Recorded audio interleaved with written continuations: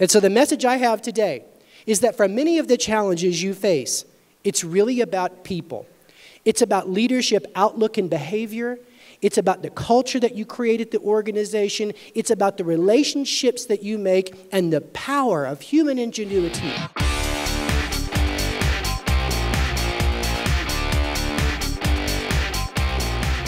Because a positive mood state worker is more engaged, they bring more of their creativity to work, they have a different chemical flow than a depressed person, they believe in intrapreneurship, not entrepreneurship, and the customer feels the love. And it generates a virtuous cycle. I'll break it down to you at the chemical level. I mentioned this before. When you go to work and the sky is falling and all you hear is gloom and doom and you're getting beat up at work and you believe there's not enough to go around, you put that out there and you get it back and you get into this doom loop personally. Your body produces cortisol, the stress hormone.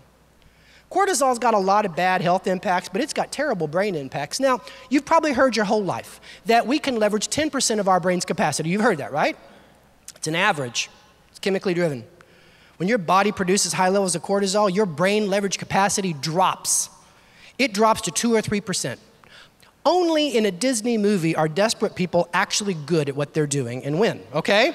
In the real world, when a person is depressed, they are less creative, more prone to make basic quality errors. I used to work for Ed Deming. He explained to me that sometimes it's not about fixing the production process, it's about fixing the people management process if we want to get people to come to work and try and not get injured on the job and to be high quality in their output. Now let me flip this around. Have you ever been stuck trying to solve a problem and you take a shower? And in the middle of the shower, it just comes to you like eureka. And the idea comes to you and it's unlocked, it's released from your subconscious. You ever had that experience? DHEA is the explanation for it. If you Google Heart Math Institute, they've done research on this idea. That when you're inspired, or when you put yourself in the right frame, in this case it was rhythm, warm water, and time, and tranquility. Runner's high is the same thing. Your body produces DHEA, an enzyme, and DHEA increases your brain leverage capacity from 10 to up to 30%. So when you're at work and you've gone through a training and development program that makes you feel more confident about your job, it raises your DHEA. When you're recognized or appreciated at work by your boss, it raises your DHEA. When you fill your mind with gratitude that your job is a get to and not a have to, it raises your DHEA. You show me a strong, inspired culture in battle in the market against a depressed culture, and I'll show you a company that's 10 times smarter than their competitors. It's chemical warfare out there. In 1997, Tim Sanders was a crucial member of Mark Cuban's Broadcast.com, which went on to have the most successful opening day in IPO history. After Yahoo acquired the company, Sanders was tapped to lead the Value Lab, an in-house think tank that studied human behavior and relationships.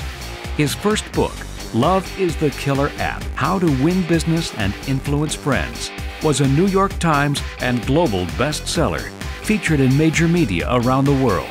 In 2002, he became Yahoo's Chief Solutions Officer, and in 2004, named its leadership coach. Today, he's the CEO of NetMinds, a next-generation publishing startup that's poised to revolutionize how media is produced and marketed. His latest book, Today We Are Rich: Harnessing the Power of Total Confidence, is an 800 CEO read and Inc. magazine bestseller. Its message that we need to bolster our business confidence is right for the times.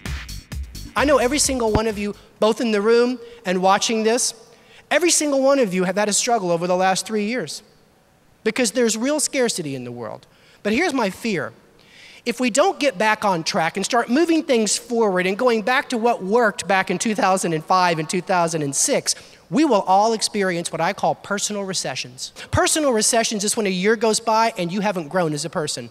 You haven't grown emotionally, you haven't grown technically, you haven't grown in any way that you can measure. You define yourself as just getting by, just hanging in there, making it till the next year, can't wait for the economy to turn around. This is not the way to live.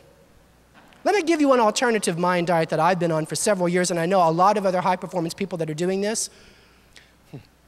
Don't go online first thing. Delay gratification. You own technology. It does not own you. Take back your morning. I don't go online for the first 45 minutes. Don't do it.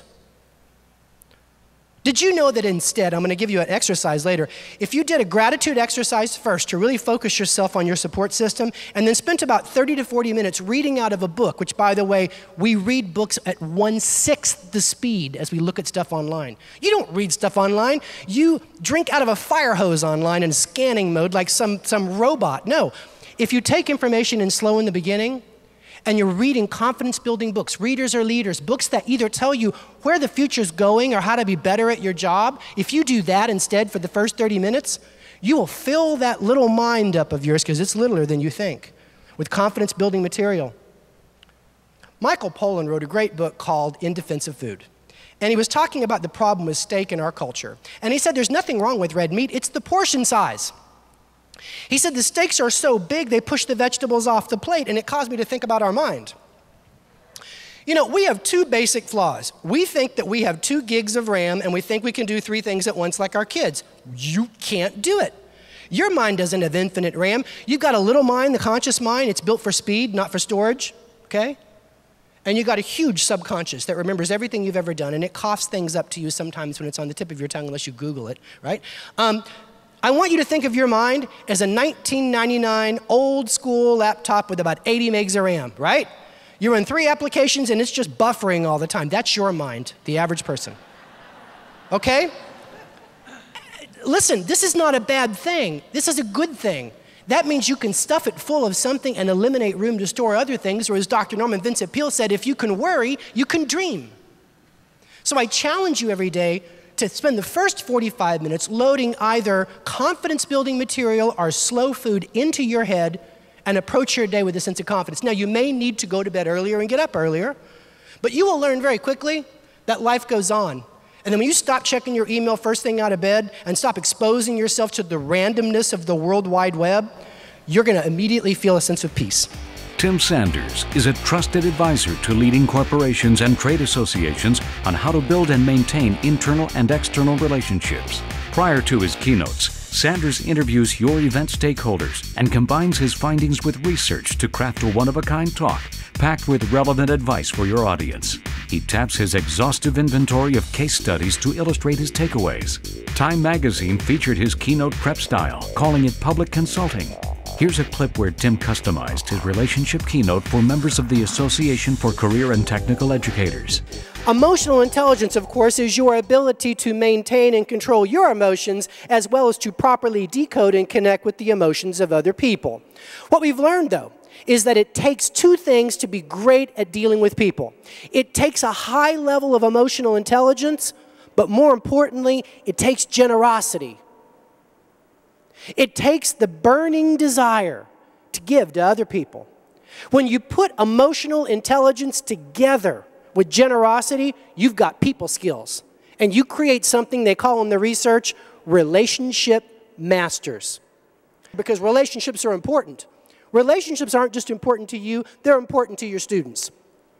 In their career, they cannot be successful if they don't have relationship skills. A Yale study found out that over the course of 10 years, a relationship master will sell 40% more than an equally educated, equally experienced salesperson. Not because it's a popularity contest out in the market, but because the customer will give her better information because she wants her to succeed. We've learned that teachers that form relationships with students that are deep and mutually respect-based will generate more academic performance. That's the Emporia State College research, as well as University of Texas 1974 study learned that the teacher will receive performance from the student with a relationship because the student will want the teacher to succeed. And for parents in the room, you know what I'm talking about. If you want to see true change happen in the lives of your audience, if you want powerful storytelling combined with a highly customized takeaway value, Tim Sanders will deliver, as he has for organizations around the world. He's one of the top-rated speakers on the lecture circuit due to his focus on takeaway value and moving his audiences to action. Elmer Letterman is considered one of the greatest networkers in the history of Manhattan. In the mid-1920s, he opened up a very small insurance boutique. He and his partner sold life insurance. 1928 was a tough year for Elmer, you can well imagine. He had an idea, though, for building his business. He couldn't afford trolley car advertising, which was popular at the time, or even direct mail marketing. What he did instead was he took a novel approach to networking. Every Friday, he would organize a networking lunch at the Manhattan Four Seasons. So he'd take 3 people that he'd prospect for all week that he thought should meet, and they would be his lunch partners. So for example, what's your name, sir? Brian. Brian is a chef. Elmer's known him for a long time. Brian lost his job because the restaurant on Broadway closed down, but you got an idea for your own restaurant, and you got a burning passion to open it, so he's going to invite you. Sir, what's your name? Ryan? Brian. Another Brian. You guys are going to get along. Brian is an honest banker that is still willing to loan money for startup ventures. You're important because you're the money piece of the puzzle. Finally, sir in the red, your name? Who? Rick. Rick is a construction executive around town with a fantastic reputation for building things on time and on budget with a great aesthetic. You're the missing piece of the puzzle. We now have the concept, we have the funding, and we have the execution, and that's lunch for Elmer Letterman. And he starts the conversation lending mutual credibility, provoking a conversation about an opportunity, and at 12:45 he pays the bill and leaves. And he never brings brochures to the meetings. Never sold a thing during those meetings. Rick, if you looked at him and said, you know, I've been thinking about buying life insurance, he'd say, I'm not here to sell you anything. You could talk to my partner next week. I'm here because the 3 of you should meet. He could come up to the opening of your restaurant 2 years later with a line around the block, and he wouldn't expect a free meal. He'd stand in the back of the line, and when he'd see you, he'd shrug his shoulders and wonder how you did it. You see, Mr. Marcus read a story about him in a New York magazine and got on a train for 3 days to go interview Elmer Letterman, the greatest networker in history. And when Mr. Marcus shared this story with me, he said, son, do you know why Elmer Letterman was so successful? He says, do the math. The math of giving. You take 3 people, and you put them together, and you get out of the way, and you give with no expectation. And you do this 50 times a year.